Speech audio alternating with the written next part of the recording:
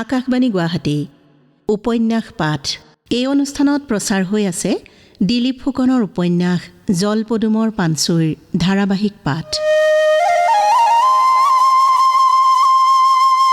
উপন্যাসখনিৰ পাঠ আৰু প্ৰযোজনা ঋতুপৰ্ণ দাসৰ। জলপদুমৰ পানচুই।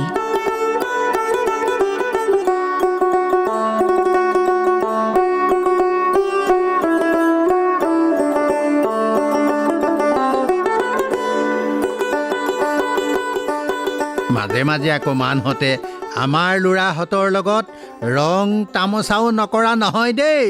সিহঁতে হাঁহি হাঁহি গাঁৱৰ পৰা ধৰি অনা হাঁহ ছাগলী মাৰি ভোজ ভাত খুৱাই লৈ কয়, ঘৰ দুৱাৰ বোপাইহঁত তহঁতলৈ বুলিয়েই সজাইছোঁ। শুৱনি চাই ছোৱালী একোজনী ধৰি আনি তহঁতক বিয়া বাৰু পাতি দিম। চাঙত শুবি হওক, খালি কেতিয়াবা পলোৱাৰ বুদ্ধি পাঙিলেহে গা দুচুৱা কৰিম। কোনোৱে মানহঁতৰ কথাত পতিয়ন গ'ল, কোনোৱে কথাটো বিশ্বাসত ল'ব নোৱাৰিলে। পাছে এদিন হয় মানুহ ধৰি আনি আমাৰ ইয়াৰ পৰা ধৰি নিয়া ল'ৰাহঁতকো ঘৰটোত সুমুৱাই দুৱাৰ জপাই সকলোকে চাঙত শুবলৈ হুকুম কৰি সিহঁতে মদ ভাত খাই ঘৰটোত চৌদিশৰ পৰা জুই লগাই দিলে। চিঞৰ বাখৰ ধোঁৱাৰ কোবত কাঁহী পাদি দেদাউৰিয়াই গোটেইবোৰ মানুহ কেইটামান পৰতে ছাই হৈ গ'ল। আকাশ জুয়ে চানি ধৰিলে, ভেকেটা ভেকেট পোৰা মানুহৰ গুণ বিয়পি গ'ল। জীয়াই জীয়াই পুৰি মাৰিলে সদৌতিকে, জীয়াই। ভয়তে গোটেই মুখা ল'ৰাই দিনাই বুঢ়াৰ গাত হেঁচা মাৰি ধৰিলে। এয়া যেন চকুৰ সন্মুখত দেখি আছে এটা দপদপকৈ জ্বলি উঠা দীঘল ঘৰ, আৰু যেন ভিতৰৰ পৰা ভাঁহি আহিছে মানুহৰ অদ্ভুত চিৎকাৰ আৰ্তনাদ। ছাতি ফুটি লাগি গ'ল ল'ৰাহঁতৰ গাত। যেন কাহিনী নহয়, এই ঘটনাৰ সাক্ষী কণ কণ ল'ৰাহঁত। ঠোকাঠুকি মাতেৰে বীৰেনে দূৰৰ পথাৰৰ পিনে কিবা এটা আঙুলিয়াই দেখুৱালে দিনাই বুঢ়াক। নাই, তাৰ মাত ওলোৱা নাই। ল'ৰাকেইটাই ভয় খোৱা বুলি জানি বুঢ়াৰ মনটোত বেজাৰ লাগিল। সিহঁতে আঙুলিয়াই দেখুৱাৰ পিনে চাই হু হুকৈ হাঁহি আটাইকেইটাৰ মূৰত হাত ফুৰাই মৰমসনা মাতেৰে ক'লে, মইনাহঁত, ক'তনো দেখিলি মান? এতিয়া আৰু ক'ত মান আছে? সেইকেইটা হাউতি কাণৰ চতুৱা লক্ষ্মণ আৰু বিষ্ণুহে। সিহঁতৰ হাতত সেইকেইডাল কুচিয়া খোচা কালি পিটনিৰ কাষত কুচিয়া মাৰিবলৈ গৈছিল। হাতত সেইবোৰ কালি। উঠ মোৰ হাতত ধৰহত, গাই যা। মহাক্ৰোধ ভৈলা বালি হাতে তুলি লৈলা কালি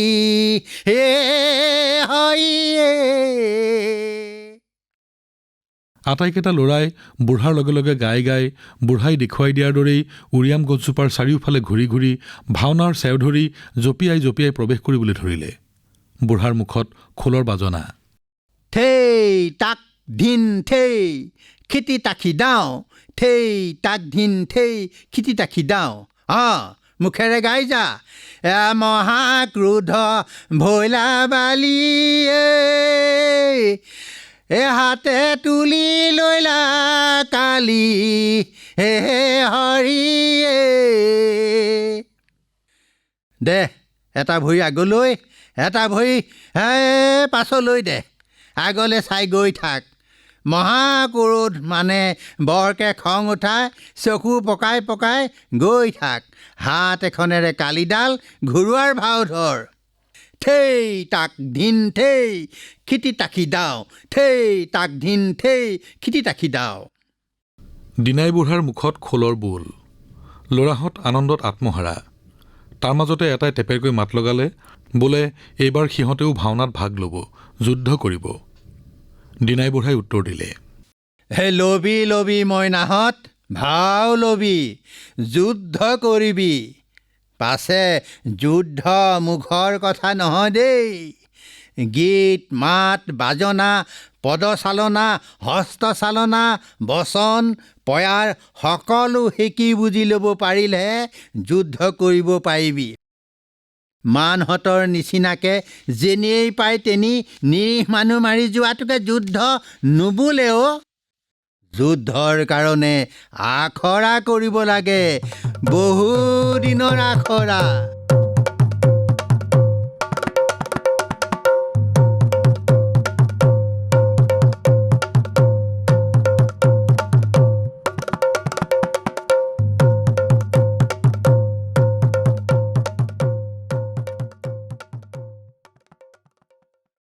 আজি কি বাৰ?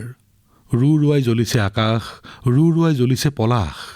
ৰঙা ফুলৰ ৰূপাগ্নিৰ বন্দনাত ব্যস্ত সকলো বিহংগ, শিমলু মদাৰ। আজি কি উৎসৱৰ দিন? পলাশৰ পিয়লাত বেলিয়ে বাকি দিছে ৰদালি আপং। আজি যে সকলো মাতাল। তথাপি চিনাকি এই ভূখণ্ড তাৰ একেবাৰে অচিনাকি যেন লাগিল। ধনশিৰিৰ পাৰৰ আগৰ আলিবাটটো নাই। ধনশিৰিখনো আগৰ ঠাইত বৈ থকা নাই। সুঁতি সলাই নতুন দিশ ল'লে। খাপৰ পৰা খুলি থোৱা এখন ৰূপৰ তৰোৱালৰ দৰে নৈখন চিকমিকাই আছে। সিপাৰৰ নতুন চাপৰিটো অনন্ত উদ্ভিদৰ বিচিত্ৰ বৰ্ণশোভালৈ জকমকাই উঠিছে, যেন কোনোবা ৰাজকন্যাই শুলুকাই থোৱা এটি বহু নক্সাখচিত মূল্যৱান ৰাজকীয় পোছাক। নৈখনৰ এই পাৰৰ ওখ গৰাটো এটা প্ৰাচীন দুৰ্গৰ বিধ্বস্ত দেৱালৰ দৰে দেখা গৈছে। ৰিব ৰিবকৈ বৈ থকা বতাহজাকৰ খুন্দাত গৰাৰ মাটি মিৰমিৰকৈ খহি পৰা এক অনুচ্চ শব্দ শুনা গৈছে। এয়া যেন কোনোবা বিশ্বস্ত বৃদ্ধ প্ৰহৰীৰ ফুচফুচনিৰ শব্দ। ৰাজকন্যাৰ সুৰক্ষাৰ দায়িত্বত থকা প্ৰহৰীসকলৰ এই আলোচনা যেন অতি গুৰুত্বপূৰ্ণ, অতি গোপনীয়। সৌৱা গৰাৰ তলত চিৰপ্ৰবাহিনী নীলা নগ্নিকা ধনশিৰি নৈ। এয়া এইফালে পাৰত বিশাল ভগ্নস্তূপৰ মাজত মিছামূৰীয়া গাঁওখনৰ শেষ অস্তিত্বলৈ মৰো জীউ সোঁ আধিকৈ ৰৈ আছে এটা সৰু চুবুৰী, গোৱালৰ চুক। বতাহ আৰু বৰষুণত চিৰিলি চিৰিলিকৈ ফাটি যোৱা পাতেৰে কেইজোপামান কলগছ, এডৰা বাঁহনি আৰু প্ৰায় উদং বাৰীয়ে আগুৰি ধৰি থকা কেইঘৰমান মানুহৰ বসতিস্থল গোৱালৰ চুক। যেন আত্মাভিমানী কোনো প্ৰাচীন ট্ৰাইবৰ কুলপ্ৰধানে হাতেৰে খামুচি ধৰি আছে গোষ্ঠী গৌৰৱৰ পবিত্ৰ টোটেম। গোৱালৰ চুকৰ পৰা কেৰেচিয়াকৈ পশ্চিম দিশলৈ এটা নতুন মথাউৰি। প্ৰথম দৃষ্টিতে ধৰা পৰে এই মথাউৰি অৰ্থহীন, কাৰণ ধনশিৰি নৈৰ বানপানী ভেটা দিবৰ বাবে এই মথাউৰি নিৰ্মাণ কৰা হোৱা নাই। হয়, এই মথাউৰিটো বন্ধাক লৈয়ে ইয়াত গঢ়ি উঠিছিল এক ব্যাপক প্ৰতিৰোধী আন্দোলন। বাৰে বাৰে মথাউৰি বন্ধা হয় কিয়? গৰাখহনীয়া প্ৰতিৰোধৰ স্থায়ী সমাধান নদীৰ গতি নিয়ন্ত্ৰণ কৰি নদীৰ সুঁতি পৰিৱৰ্তনক বাধা দিব পৰাকৈ বিজ্ঞানসন্মতভাৱে ব্যৱস্থা লোৱা নহয় কিয়? মথাউৰি নিৰ্মাণৰ নামত বাৰে বাৰে খেতিৰ পথাৰ ধ্বংস কৰি গাঁৱৰ মানুহক উচ্ছেদ কৰি উদ্বাস্ত কৰি তোলা হয় কিয়? কেৱল মুষ্টিমেয় কেইজনমান ঠিকাদাৰ, আমোলা আৰু ৰাজনৈতিক নেতাৰ অৰ্থলিপ্সাৰ বাবেই বাৰে বাৰে কৃষিজীৱী মানুহৰ ওপৰত এনে শোষণ চলি থাকিবলৈ এৰি দিব পাৰিনে? প্ৰশ্ন কৰিছিল ৰাইজে। ওলাই আহিছিল ৰাইজ। সমস্যাৰ বিজ্ঞানসন্মত সমাধানৰ দাবী উত্থাপন কৰিছিল ৰাইজে। ৰাইজৰ সকলো দাবী অগ্ৰাহ্য কৰি স্বেচ্ছাচাৰীৰ ভূমিকা লৈছিল চৰকাৰে। আকৌ নতুন মথাউৰি বান্ধিবৰ বাবে কৃষিভূমি অধিগ্ৰহণৰ জৰীপৰ কাৰণে সশস্ত্ৰ অৰ্ধসামৰিক বাহিনীৰ আবেষ্টনীৰ মাজত সোমাই অহা চৰকাৰী জৰীপৰ দলটোক বাধা প্ৰদান কৰিবলৈ যোৱা ঘটনাক লৈ ঘটিছিল তেজেৰে পথাৰ ৰাঙলী হোৱাৰ সূচনা কৰা সেই কলংকময় দিনটো 1982 চনৰ 15 জুলাই। শেষত চৰকাৰৰ জনবিৰোধী দাম্ভিক সিদ্ধান্তই এক কলংকিত অধ্যায় ৰচনা কৰি এখন ভৰুণ পথাৰৰ মাজত শুৱাই দিলে এই মথাউৰিটো। সি আকৌ এবাৰ সেই মথাউৰিটোলৈ চাই বিৰবিৰাই উঠিল। মানুহবোৰৰ গাৰ ওপৰেদি মেটমৰা মথাউৰি, বুকুত ছবিয়াই খান্দিছে ফুটখাল।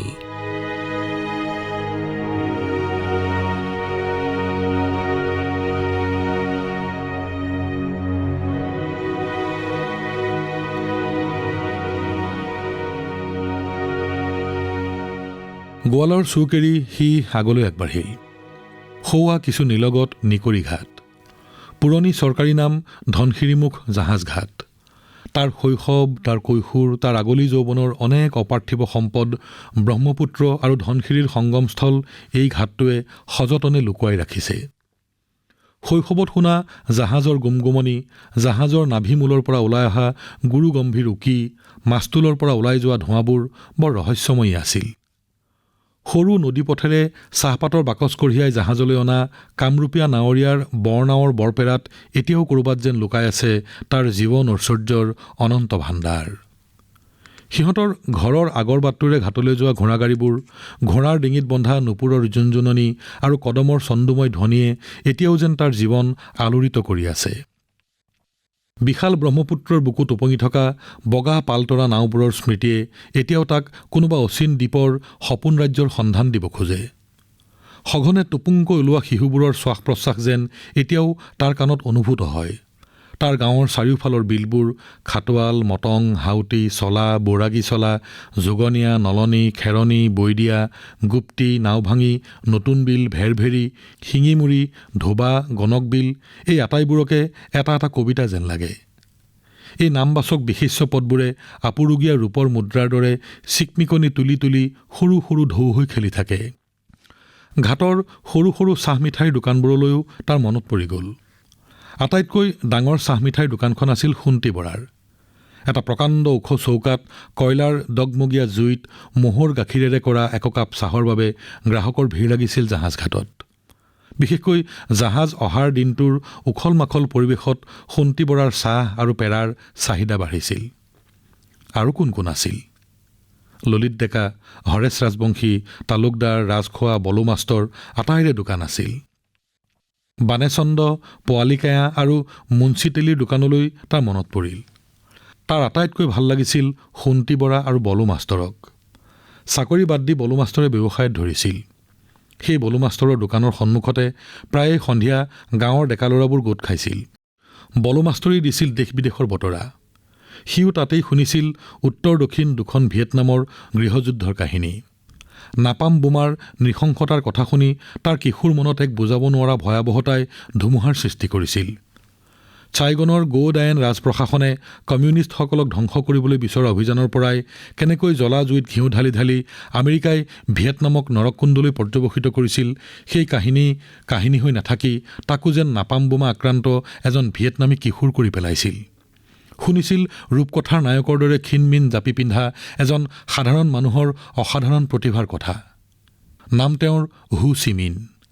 শুনিছিল অসমৰ তেল শোধনাগাৰ আন্দোলনৰ কথা। হেৰা DK মালব্যই আগদিনা কি কৈছিল জানানে? বোলে অসমতে তেল শোধনাগাৰ নাপাতি আমি কিয় কলিকতাত পাতিমহে? শোধনাগাৰ অসমতে হ'ব। নাই, পাছদিনাই জৱাহৰলালে বাগি মাৰিলেই নহয়। বোলে শোধনাগাৰ অসমত কেনেকৈ হ'ব? অসমতনো কাম কৰিব পৰা মানুহ আছে ক'ত? শোধনাগাৰ বাৰাউনীত পাতিম। তাতেই লেঠা লাগিল। প্ৰজা ছ'চিয়েলিষ্টৰ হৰেশ্বৰ গোস্বামী, হেম বৰুৱাহঁত জাঙুৰ খাই উঠিল। তাৰপাছত হৰতাল, একেবাৰে ডাঙৰ হৰতাল। আমি ইয়াৰ পৰাই নগাঁও পালোগৈ অন্যায়ৰ প্ৰতিবাদ কৰিবলৈ। আমাৰ মুখ্যমন্ত্ৰী বিষ্ণুৰাম মেধিও জানো কম আছিল? নিজৰ ৰাজ্য নিজৰ মানুহৰ কথা চিন্তা নকৰি কৈয়ে দিলে বোলে হৰতালৰ কোনো যুক্তি নাই, ই দিনে দিনে হিংসাত্মক হৈ উঠিছে। কথাবোৰ তেওঁৱেই প্ৰধানমন্ত্ৰীক লগালেগৈ। নহ'ল, শোধনাগাৰ অসমত নহ'ল। এইফালে লাভৰ মূৰত যেনিবা স্কুল ইনস্পেক্টৰ আহি মোক স্কুলত নাপাই ইস্তফা দিবলৈ নিৰ্দেশ দিলে। তাহানি বলো মাষ্টৰৰ মুখৰ পৰা শুনা কথাবোৰ তাৰ মনত পৰি এনেকুৱা লাগিল যেন ওখ পাখ মিঠা বৰণীয়া মানুহজনে সুধ বগা চোলা চুৰিয়া পিন্ধি এখন জনসভাতহে ভাষণ দি আছে। নিকৰিঘাটৰ পৰা ধানবাৰীলৈ যোৱা ব্ৰহ্মপুত্ৰৰ পাৰৰ পুৰণি চিগা মথাউৰিটোৱেদি সি আগবাঢ়িল। এই চিনাকি ঠাইডোখৰো আজি তাৰ বৰ আচহুৱা যেন লাগিল। মথাউৰিৰ কাষত মিছামৰীয়া গাঁওখন নাই। ল'ৰালিতে দেখা মিছামৰীয়া মৰিয়াহোলা তৰুণ লাইব্ৰেৰী, স্থাপিত 1947 বুলি লিখি থোৱা এখন ছাইনবোৰ্ড যিজোপা গছত ওলমি আছিল তাত এতিয়া বিহ কলমৌ আৰু খাগৰিৰে ঠাহ খাই পৰিছে। পুৰণি মৰিয়াহোলা গাঁওখন আৰু মিছামৰীয়া গাঁৱৰ একাংশ 1959-60 চনতে ব্ৰহ্মপুত্ৰৰ বুকুত জাহ যোৱাৰ লগে লগে পুথিভঁৰালটোৰ ছাইনবোৰ্ড এজোপা গছত ওলমি আছিল।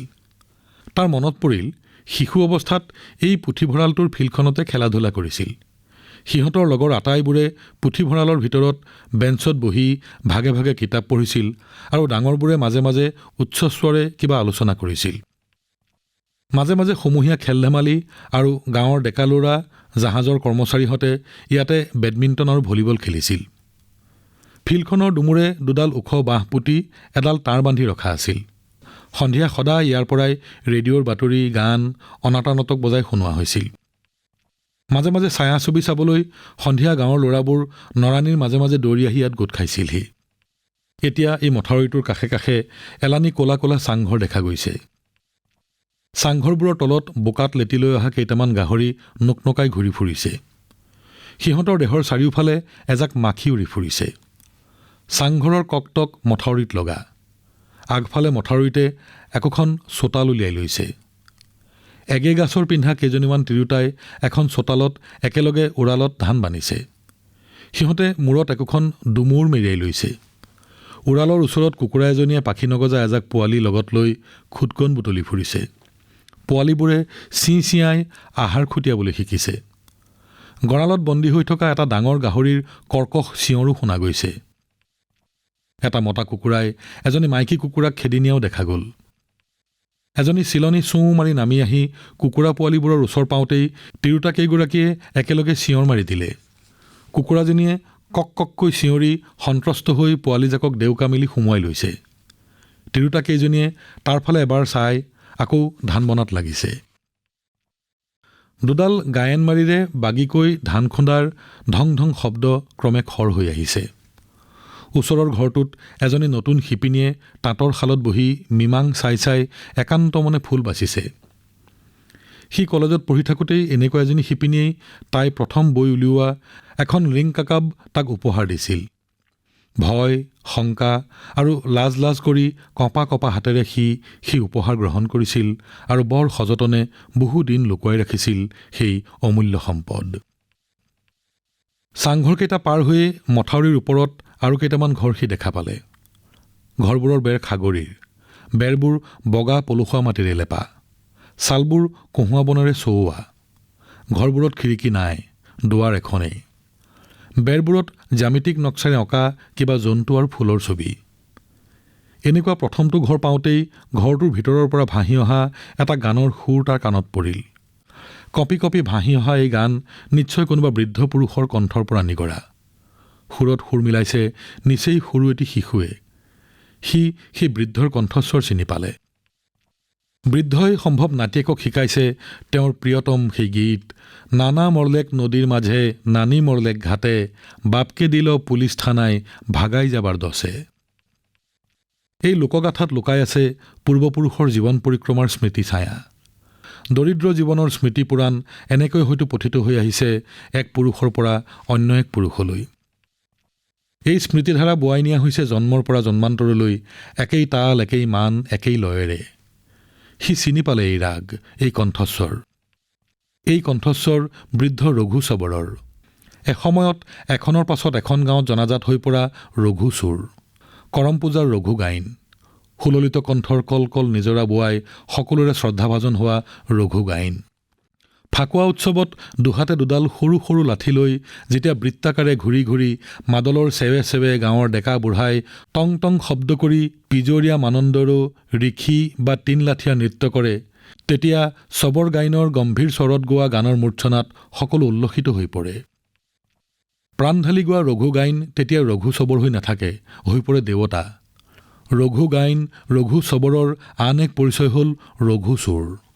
এই ৰঘু চোৰেই এটাৰ পাছত এটাকৈ কেইবাটাও চোৰ নিজ হাতে গঢ় দি নিজৰ সংগী কৰি লৈছিল।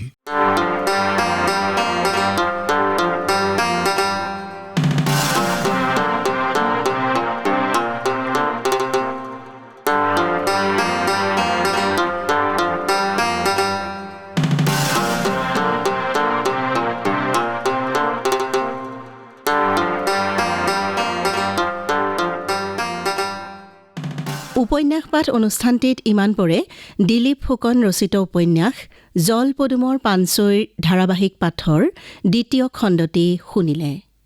দিনাই বুঢ়াৰ চৰিত্ৰত অভিনয় কৰিলে কৌস্তুভমণি শইকীয়াই। উপন্যাসখনিৰ পাঠ আৰু প্ৰযোজনা ঋতুপৰ্ণ দাসৰ। জলপদুমৰ পানচৈ উপন্যাসখনিৰ ধাৰাবাহিক পাঠৰ পৰৱৰ্তী খণ্ডটি শুনিবলৈ পাব অহা সপ্তাহৰ এই একেটা বাৰৰ এই একে সময়তে।